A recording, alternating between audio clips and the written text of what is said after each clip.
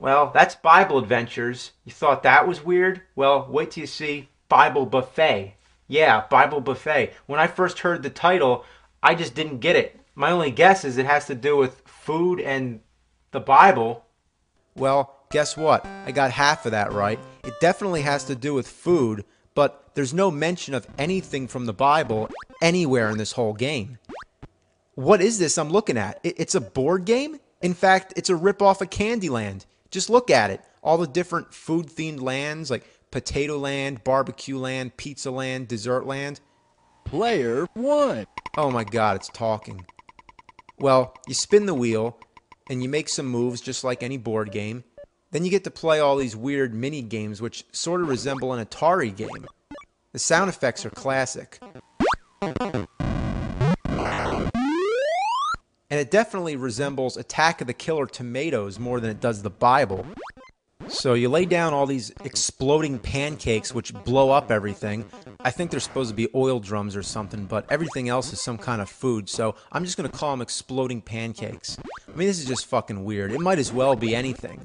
I mean, look at all this stuff that's trying to kill me. Potato chips and pizzas and pork chops and bottles, watermelons, ice cream cones, ice cubes, and cans of like soda coming out of a vending machine. Look, a snowman. Watch this. I'm gonna blow his fucking head off. Yeah, that snowman's dead as shit. I just pushed that thing into the exit, but there's no way to get it back out. So now I blocked myself from finishing the level, and my only choices now are to reset the game or commit suicide. Every once in a while you get a little quiz. True or false? I guess true. True or false? I guess false. What the hell am I guessing? It would help if I had the questions. You know where they are? They're in the manual. So, unless you still have the manual, let alone have the fucking game, you're not going to know what the questions are. Now, what was the problem with putting the questions on the screen? Why didn't they do that instead? What were they thinking? All right. That voice is just crazy. I don't know what it is, but it just sounds out of place. Not that anything is in place, but I don't know. It's so rare to hear such a clear voice in a Nintendo game. But I suppose it's also rare for Nintendo to have a Bible game with no references to the Bible, resembling Atari that's all about food trying to kill you, yet it's also a board game ripoff with quizzes that you can't answer. And if it's a Bible game, why do you blow a snowman's head off? Whatever happened to Thou Shall Not Kill? Please, somebody tell me, what the hell am I playing? I kind of like it, but I gotta turn it off before I go insane. So let's play another Bible game. It's the Book of Genesis on Sega Genesis, and the soundtrack is Genesis. I'm just making this up, but let's move on to Super Nintendo and check out this game that I'm actually not making up. I couldn't even come up with anything half as crazy if I tried. This is Super Noah's Ark 3D, yet it's also referred to as Super 3D Noah's Ark because of the way the title art's misrepresented. So, who knows? Call it whatever you want. Call it Super 3D Fuck Farts if you want. I know it's weird, but the weirdness actually starts with the cartridge. As you can see, it looks like no other Super Nintendo game you've ever seen. In fact, it doesn't even look like a game at all. It looks more like a Game Genie. By this time, I believe Nintendo was catching on to the fact that Wisdom Tree was making these Bible games for their system without their permission. So what I think happened was, when Super Nintendo came out, they put a new lockout chip inside the system which only allows games licensed by Nintendo to work. So, how many Super Nintendo games came out not licensed by Nintendo? Well, just one, and it found a way. By plugging an official Super Nintendo game into the top of it, it overrides the lockout chip and you can play it. The question is, would you want to? Well, actually, yeah, you would. What other first-person shooter game do you get to play as Noah? I really can't believe this game exists, but it seems to be a fact because I'm playing it. Now, does it look like Wolfenstein 3D? Yes. In fact, it is Wolfenstein 3D. It doesn't even count as a ripoff. It's the same fucking game, but with Noah. Instead of shooting Nazis, he's shooting goats. All the levels are exact duplicates, but what's really funny to know is that there's a story going around that id, the company that made Wolfenstein and Doom, they gave their own game to Wisdom Tree for them to turn into this. Why? Well, according to the rumor, id was pissed off that the Super Nintendo version of Wolfenstein was inferior to the PC version, and that Nintendo basically butchered it by toning down the violence as well as altering numerous other things. So, as some sort of joke or whatever, id handed the source code over to Wisdom Tree for them to make the mockery which you're looking at now. And there's a bit of a conspiracy going on. According to the Bible, Noah puts 2 of each animal in the ark, right? Well, according to this game, he put a whole bunch of goats on there. And if that's not crazy enough, guess what? All those goats want Noah dead. Damn. Why is there so many of them, and why do you shoot them with a slingshot? I think that would actually make them more angry.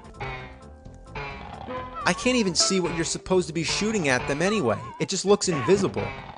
It's supposed to be food, I guess, but why does it put the animals to sleep?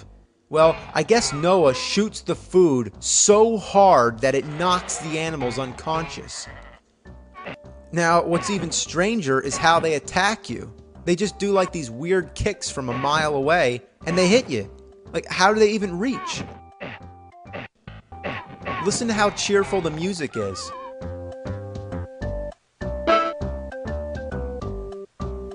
Wow, that's great. It's just what you need is some really upbeat music to go along with Noah getting murdered by a bunch of fucking goats. So, that's it. There's more animals along the way, but you get the idea. So, as we've seen, every one of these Bible games rips off something. So just to show you another example, let's take a look at spiritual warfare on the Nintendo. Okay, right off the bat, what does this game look like? Well, here's some hints. Look, it's an aerial view with like bushes and rocks. You start off with 3 hearts for health. You hold 2 items, you go into a little cave and you talk to someone, and when you walk to the next area, the screen moves. There's that square-shaped stairwell, and there's a raft. You go down ladders with gray stone walls, and when you start the game, you get to type in a name. Well, if you can't already tell what this game looks like, let me spell it out. That's right, Zelda. Let's recap, shall we? In Zelda, we have an aerial view with bushes and rocks. You start off with 3 hearts for the health. You hold 2 items, you go into a little cave and you talk to someone, and when you walk to the next area, the screen moves. There's that square-shaped stairwell. You go down the ladders with the gray stone walls. There's your raft, and when you start the game, you type in a name. What a shameless ripoff. Well, at least they came up with a few original ideas, like sometimes when you kill your enemies, a flying devil comes out, and besides just the usual rocks and bushes or trees or whatever, they randomly have all these garbage cans placed about. That's where this game belongs, the fucking garbage! Alright, let's play one more game. King of Kings. Oh great, 3 more games. Fuck, let's do Wise Men. Well, you're on a camel.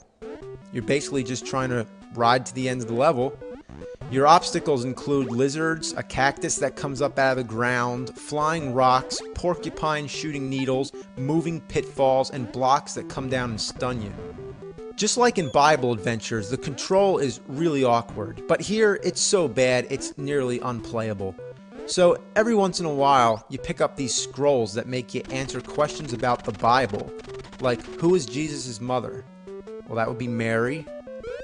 Now, why are there quizzes in the middle of this game? Quizzes aren't fun. Quizzes make you feel like you're in school. Games are fun. Quizzes, not fun. Put them together. So, you'd probably rather just play the game than answer the questions, which would be a good reason to just avoid the scrolls. But if you get the questions right, you get energy, which you want. Now, a lot of these questions are true or false, and once you get used to that, you tend to not look at the words true and false, because you instinctively assume true always comes above false. But no, not with this game. They alternate just to trick you. Many times I accidentally pick false when I mean to pick true. I mean, what's up with that shit? Just keep them the same. Now let's try Flight to Egypt. It's bad. Alright, Jesus in the temple, last fucking game. Let's get it over with. Okay, another rip-off of Super Mario Bros. 2, where you're jumping on logs to get across the waterfall.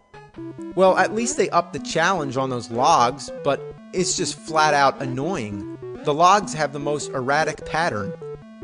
Sometimes you jump too early thinking that the next log is going to come, but it doesn't. Then just to tease you, it pops up at the bottom, crawling up the waterfall just to sit there and mock you. Other times the second log shows up, but once you're on it and expecting the third one, it doesn't come. But just for one final kick in the balls, it throws all these other logs down to make you think that you can salvage it and jump your way back to safety to try again. But no, not quite.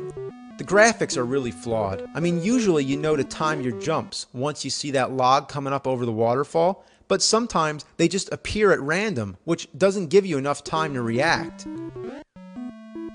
Also, what's going on with those colors in the sky? Looks like something you might see if you take too much LSD.